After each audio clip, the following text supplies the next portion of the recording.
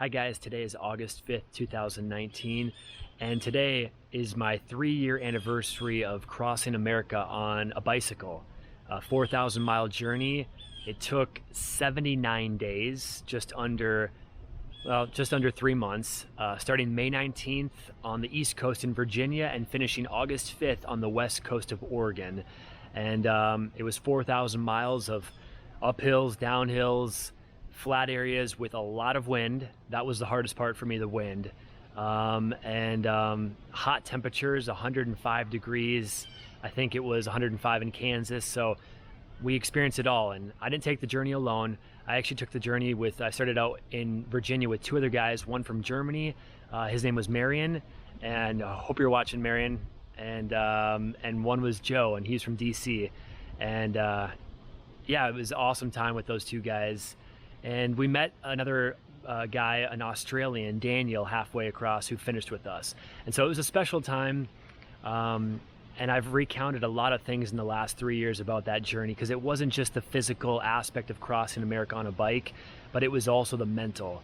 And so the number one thing I took away from that was the planning. I started planning actually in October or November of 2015. So 7-8 months before that, the planning process was already started. And I've noticed that if I didn't plan, if I didn't make a schedule, make a list of things I needed to figure out before the journey, it would have been a disaster. It wouldn't have been as fun. It wouldn't have been as successful as I believe it was. And so I think the number one thing I took away was planning. So today, if you're not where you want to be, start planning. Start making you a priority. I'm not saying that you shouldn't consider others and consider, I'm not saying being selfish by any means, but I think a lot of us today are giving up or giving our control away to the world, the circumstances, being the victim, saying, well, it's because of this. Well, it's because of this.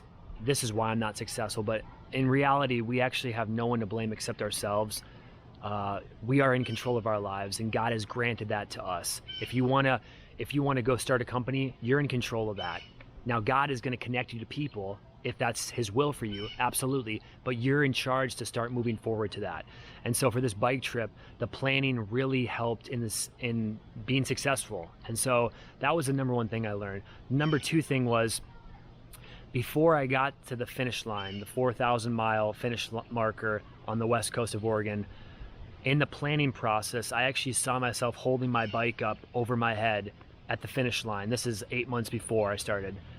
And there was something powerful about that. When I got done and I actually was holding my bike up above my head, when it was actually August 5th, 2016, and I was actually realizing and doing this, it was a weird sense of the mind, and I believe God showing me that when you picture something, when you can see it before it happens, that's powerful. I mean, it was so weird. I thought I was going to be more emotional when I finished, but again, it's because I realized that it was so real to me before it actually happened. And so when I finished, it was just a result of my experience beforehand, if you will.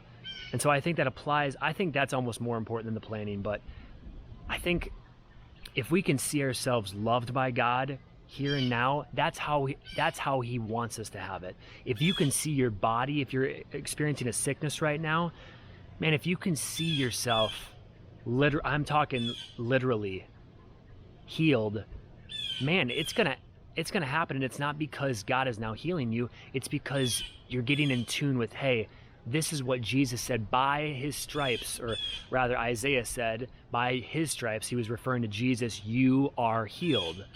If you can see that, or if you can see, hey, I have $10 in my account right now, but I need to have more money to take care of my family and to bless people around me, and I see in my bank account $100K.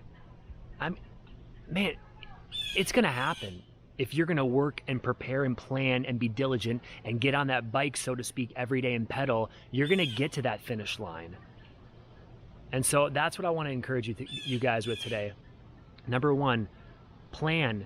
And don't be afraid of making plans and then them failing. That's okay. If you don't have a plan, If you have nowhere to go, you're going to go anywhere and everywhere. And that's exactly what the enemy wants with Christians today. We possess the light, we possess the power, but if we have no plan, we're gonna wander around aimlessly. If I got on my bike and I didn't have a plan, a map of where I was going, I might have biked down to Canada, down to Mexico, or up to Canada. I would have no direction of where to go. So make a plan, guys. Make a plan and stick with it. And if you fail, man, take a detour. If one of the roads was out that we needed to go on, we were going to take a detour. No matter what, we were going to get to the west coast of Oregon. And so no matter what, you're going to get to that desired outcome that you want.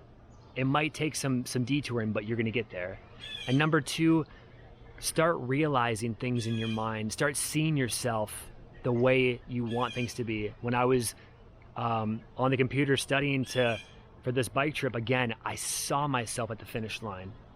How do you see yourself? Do you see yourself in the current state you are?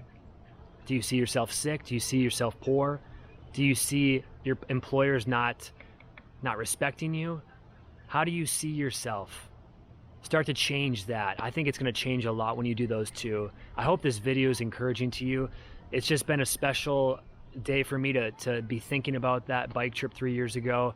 I hope and encourage you, if you have a bike trip you want to do, or a hike trip, I encourage you to do it, because being out in seclusion, out in those deserted places, if you will, is important. Jesus, when he woke up in the morning, we see it several times in the New Testament, where he went out early in the morning before the disciples or anyone was awake. He went outside into deserted places to pray to the Father. And so it was a really good time, guys. And I just hope that you guys are encouraged by these videos. My heart is just to continue to pull you forward. And so God bless you guys. There's more for you. I guarantee it. See ya.